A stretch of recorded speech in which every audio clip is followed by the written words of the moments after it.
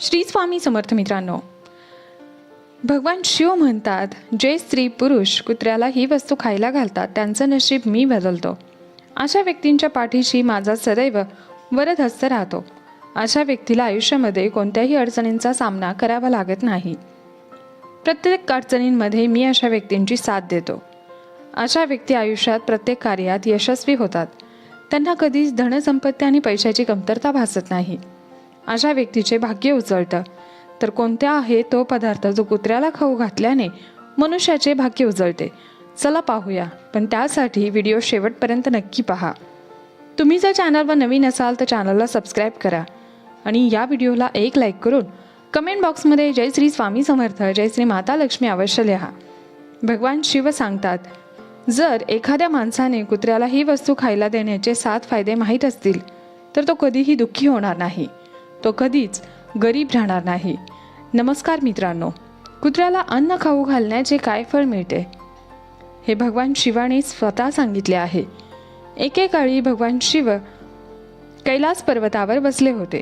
तेव्हा माता पार्वतीने भगवान शिवांना विचारले, स्वामी, मला हे जाणून घ्यायचं आहे की कुत्र्याला अन्न खायला दिल्याने काय फायदे होतात. आणि जेव्हा जेव्हा एखाद्या व्यक्तीला या फायद्याबद्दल माहिती होते तेव्हा त्याचे जीवन धन्य कसे होते. त्याच्या आयुष्यात कधीही दुःखाचा सामना त्याला करावा लागत नाही. जो कोणी पृथ्वीवर कुत्र्याला खायला देतो त्याला 8 लाभ होतात आणि त्याला मृत्यूनंतर मोक्षप्राप्ती होते. एखाद्याला शिव्या देताना कुत्र्याचे नाव माणसाच्या जिभेवर अगदी सहज येते, पण कुत्र्याचे नाव बदनाम होते. म्हणून कुत्र्याच्या जीवाची किंमत एवढीच का? याबद्दल मी तुम्हाला कथा सांगणार आहे. ती कथा लक्षपूर्वक ऐका. पृथ्वीवर या कथेचा प्रचार करावा, जेणेकरून माणसांना प्राण्यांची किंमत कळेल. यामागची शास्त्रीय कारणेही कळतील. भगवान शिव म्हणाले, देवी पार्वती, एकेकाळी एका जंगलात काळवीट होते आणि एक रंगीबेरंगी कुत्रा होता. तो खूप असहाय्य होता. तो भुकेला तहानलेला होता. गावातील सगळ्यांच्या घरोघरी तो फिरायचा, पण त्याला कोणी भाकरीचा तुकडाही देत नसे. एके दिवशी तो भुकेने गावाबाहेर इकडे तिकडे भटकत होता. तो नदीच्या तीरावर असलेल्या एका ऋषीच्या आश्रमात पोहोचला. ऋषींना म्हणाला, हे मुनिवर, मला वाटते की तुम्ही खूप विद्वान आणि हुशार आहात. तुमच्याकडे भुकेने आणि तहानलेल्या अवस्थेत मी आलो आहे. मला एखाद्या भाकरीचा तुकडा द्या जो मी माझी भूक भागवण्यासाठी खाऊ शकेल. तेव्हा ऋषी म्हणतात, अरे श्वाना, गावातल्या कोणी तुला भाकरीचा तुकडा दिला नाही का?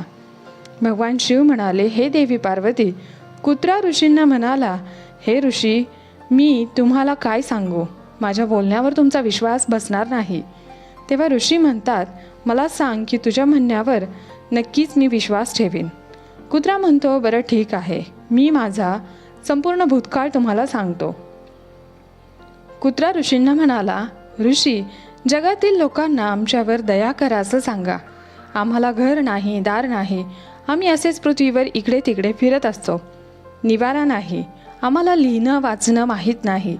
म्हणून हिवाळा, उन्हाळा, पावसाळा आम्ही फक्त आपल्याला मात्र लिहायचे वाचायचे सर्व काही कळते. आम्हाला तुमच्यासारखे शिस्त माहीत नाही. आम्हाला तुमच्यासारखे कसे वागावे, बोलावे हे देखील कळत नाही. आमची दुर्दैव समजा.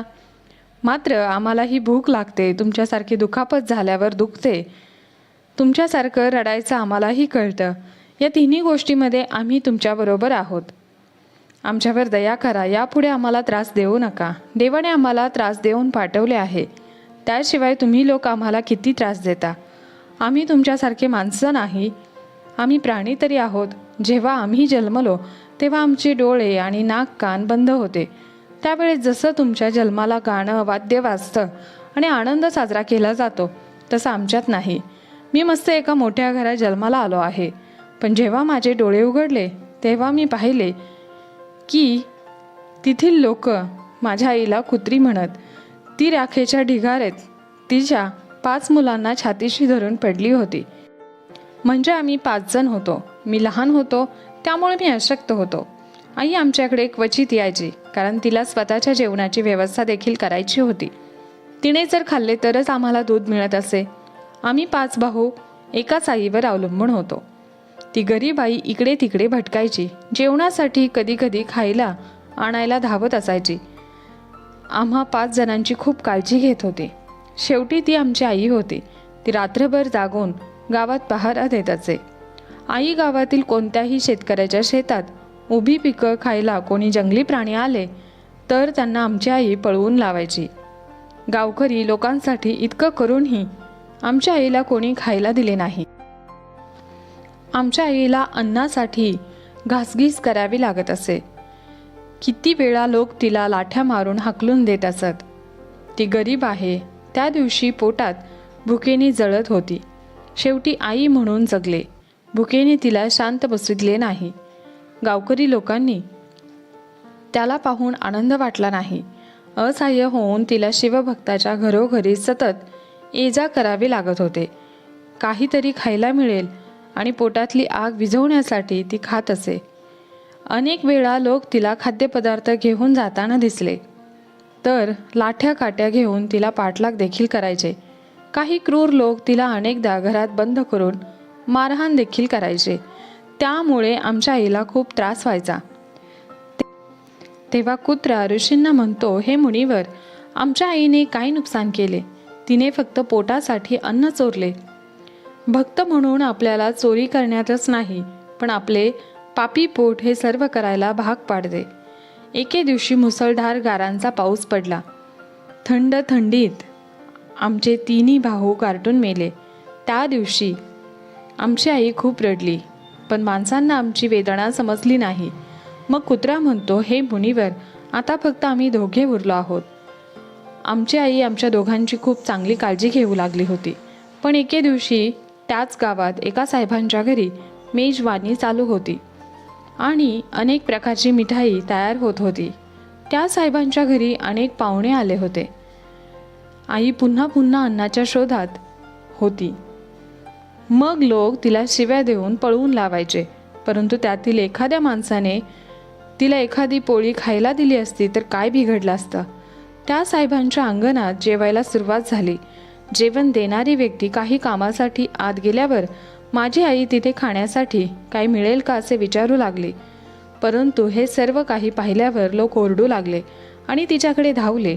त्यांचे असे बोलणे ऐकून माझी आई एकदम घाबरली आणि 2-3 माणसं काठी घेऊन धिक्कारपणे तिच्या मागे धावले.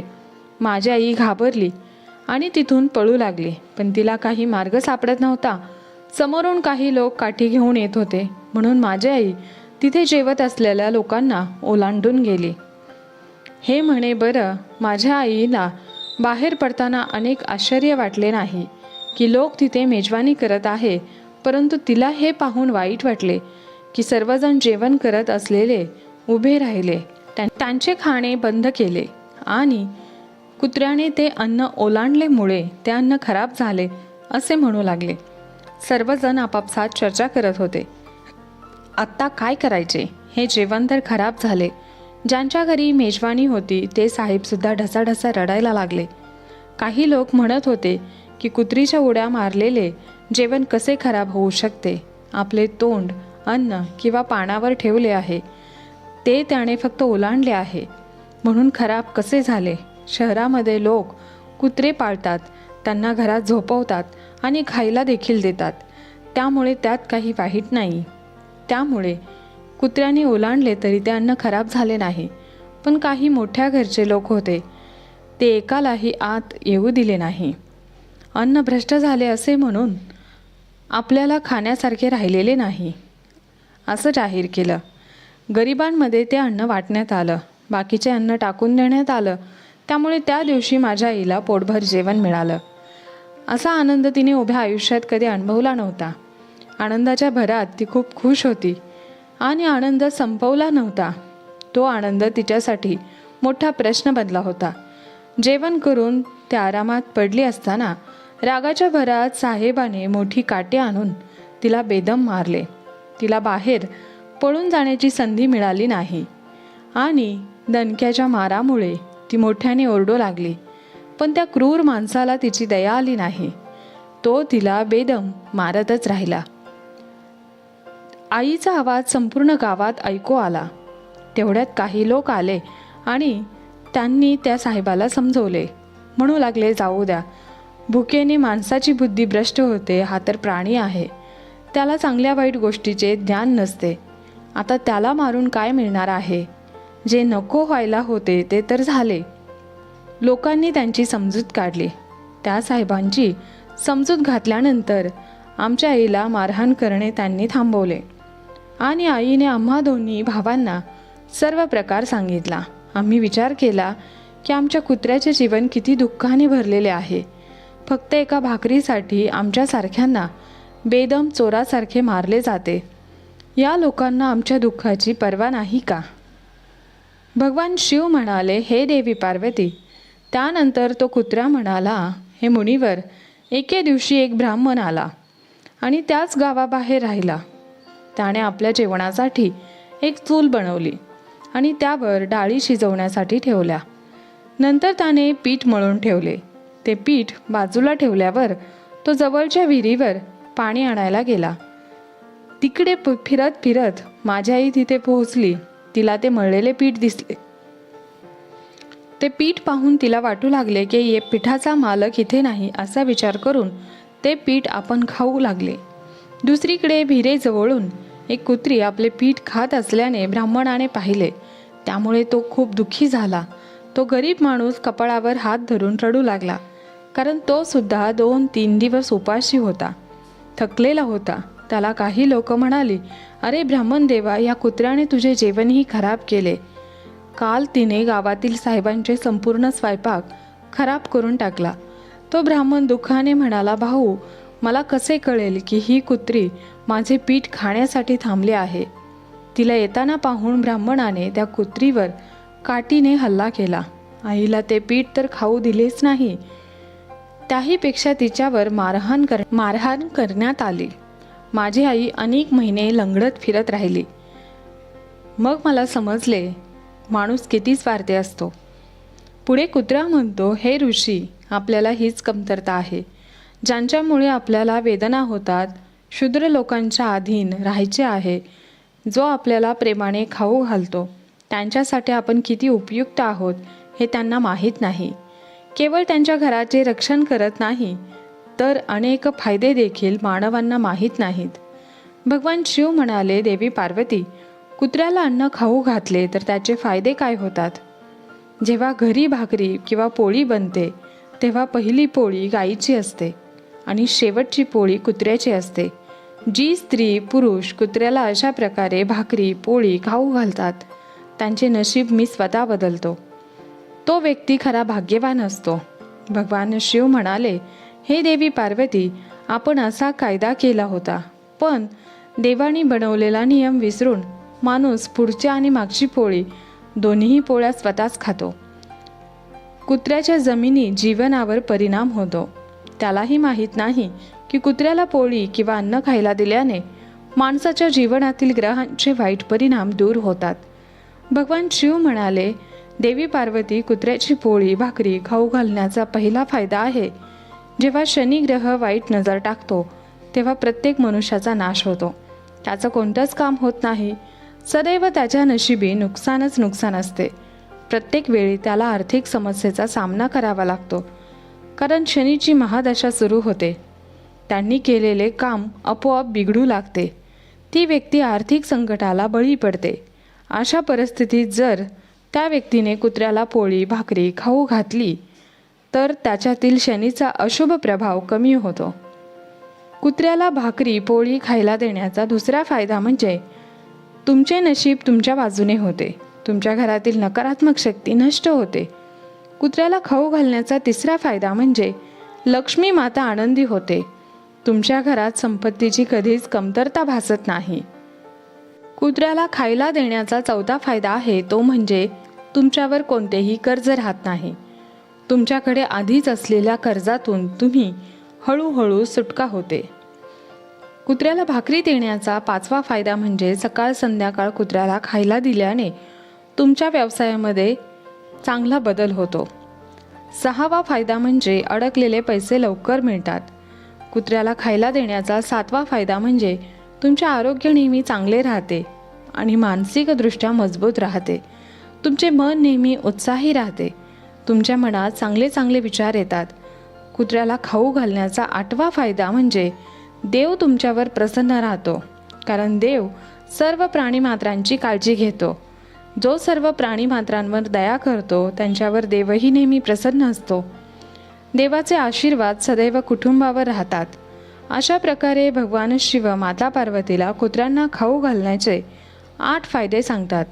जो कोणी कुत्र्याला खायला देतो त्याला 8 फायदे नक्कीच मिळतात. मित्रांनो, आपल्याला माहिती आवडली असेल तर नक्कीच लाईक, शेअर आणि सबस्क्राईब करा. कमेंट बॉक्समध्ये श्री स्वामी समर्थ अवश्य लिहा आणि जास्तीत जास्त लोकांना या व्हिडिओला शेअर करा. व्हिडिओ शेवटपर्यंत पाहिल्याबद्दल मनापासून धन्यवाद. श्री स्वामी समर्थ.